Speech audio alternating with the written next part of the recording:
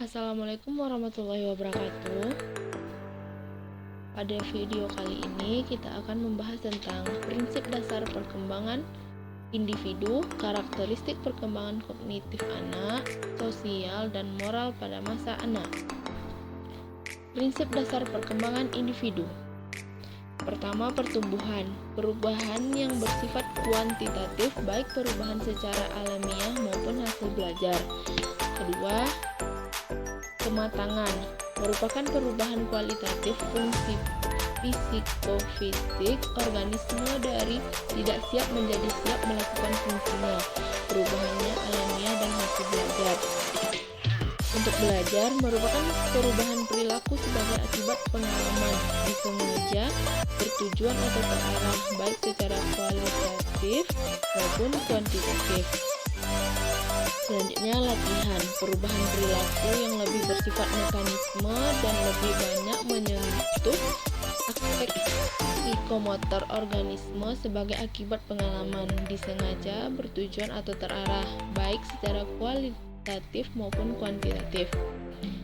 Untuk karakteristik perkembangan kognitif anak, kognisi artinya kemampuan berpikir, kemampuan menggunakan otak.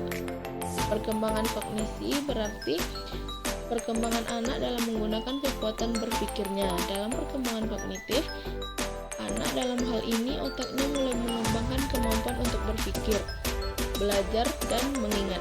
Dunia kognitif anak pada usia ini adalah kreatif, bebas, dan fantastis.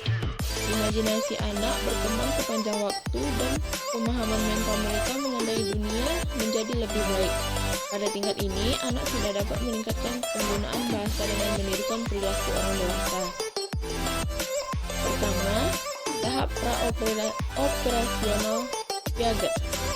Tahapan pra-operasional yang berlangsung kira-kira usia 2 hingga 7 tahun. Dalam tahap ini, anak mulai mempresentasikan dunia mereka dengan kata-kata, bayangan, dan gambar-gambar. Pemikiran-pemikiran simbolik berjalan melampaui koneksi-koneksi sederhana dari informasi sensorik dan tindakan fisik. Konsep stabil mulai terbentuk, pemikiran-pemikiran mental muncul, egosentrisme tumbuh, dan keyakinan-keyakinan magis mulai terkonstruksi. Anak mulai bisa menulis dan menggambar dengan imajinasi mereka. Masa ini disebut masa prasekolah dan masa sekolah. Selanjutnya, teori Vygotsky. Vygotsky menekankan bahwa anak-anak secara aktif membangun pengetahuan dan pemahaman mereka. Dalam teori Vygotsky, anak-anak lebih sering digambarkan sebagai makhluk sosial daripada dalam teori Piaget. Mereka mengembangkan cara-cara mereka dalam berpikir dan pemahaman, terutama melalui interaksi sosial. Perkembangan kognitif mereka bergantung pada alat yang disediakan oleh masyarakat dan pemikiran mereka dibentuk oleh konteks budaya tempat mereka tinggal. Jika dibandingkan, menurut teori Piaget, anak berkembang dari kemampuannya sendiri, sedangkan menurut Vygotsky, anak berkembang karena dibantu oleh lingkungan sekitar mereka. Selanjutnya, untuk karakteristik perkembangan sosial anak, dasar untuk sosialisasi pada anak-anak diletakkan dengan meningkatnya hubungan antara anak dengan teman-teman sebayanya dari tahun ke tahun. Anak tidak hanya lebih bermain dengan anak-anak lain, tetapi juga lebih banyak bicara. Perkembangan sosialisasi pada awal masa anak-anak ini ditandai dengan meningkatnya intensitas hubungan dengan teman-teman sebayanya, dan perkembangan ini meningkat dari tahun ke tahun. Pada fase ini anak-anak juga tidak hanya senang bermain, tetapi juga lebih banyak berbicara. Hubungan atau kontak sosial lebih baik daripada hubungan sosial yang kurang baik. Selanjutnya, karakteristik perkembangan moral anak.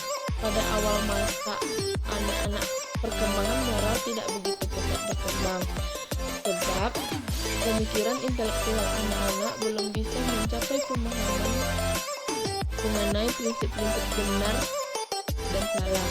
Pada masa ini, anak-anak belum bisa membedakan hal-hal yang benar untuk dilakukan dan hal-hal yang tidak boleh dilakukan. Pada masa ini, anak-anak hanya mengikuti peraturan yang telah ada tanpa ia mengetahui guna ataupun fungsi dan juga tanpa menilai apakah peraturan tersebut benar atau salah.